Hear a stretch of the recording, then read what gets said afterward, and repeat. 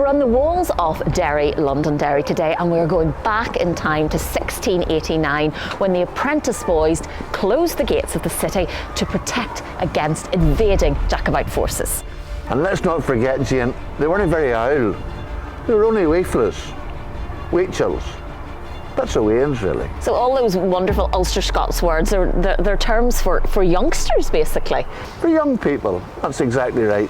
And I suppose, you know, that conjures up a different image from what we might think of the Apprentice Boys as today. They weren't very old.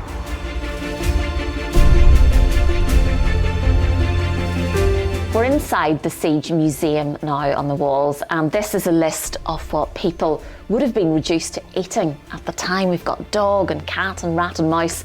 They must have been absolutely desperate. And Jane, after 105 days of siege, you'd be queer and hungry when you start to look at your dog for your dinner.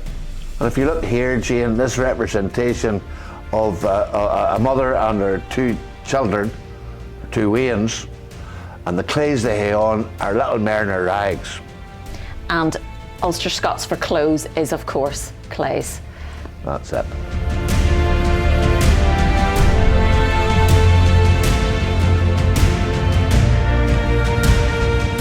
We're back in the walls now, and this cannon behind me is Roaring Meg that was fired to signal the end of the siege.